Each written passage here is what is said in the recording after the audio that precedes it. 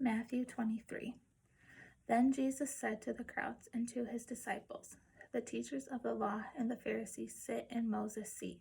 So you must be careful to do everything they tell you, but do not do what they do, for they do not practice what they preach.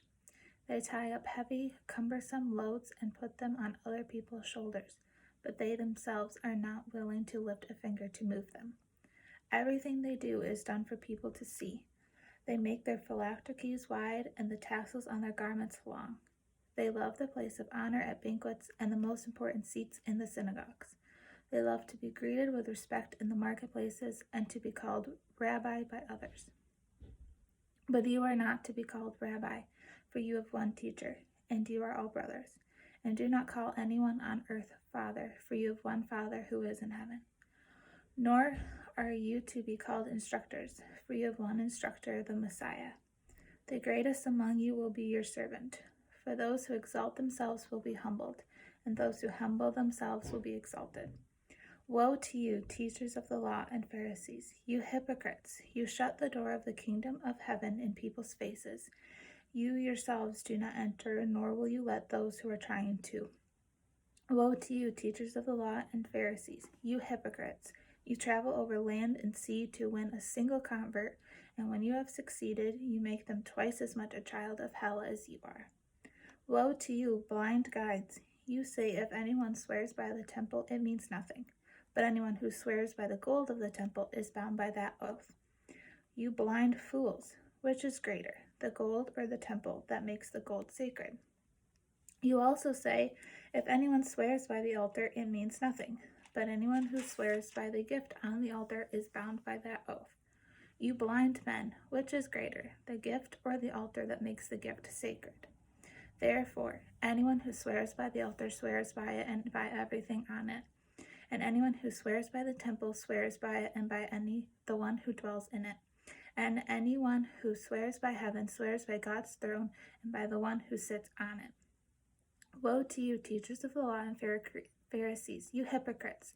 You give a tenth of your spices, mint, dill, and cumin, but you have neglected to the more important matters of the law, justice, mercy, and faithfulness.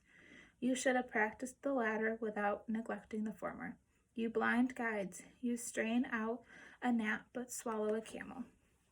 Woe to you, teachers of the law and Pharisees, you hypocrites!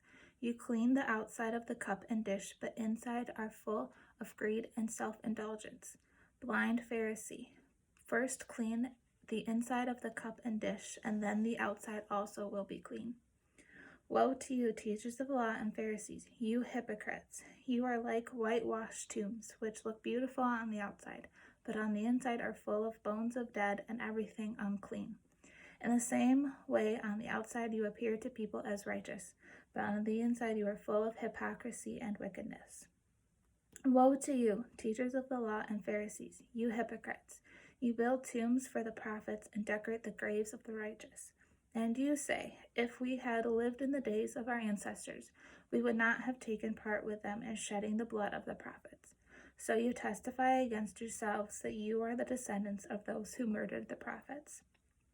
Go ahead then and complete what your ancestors started.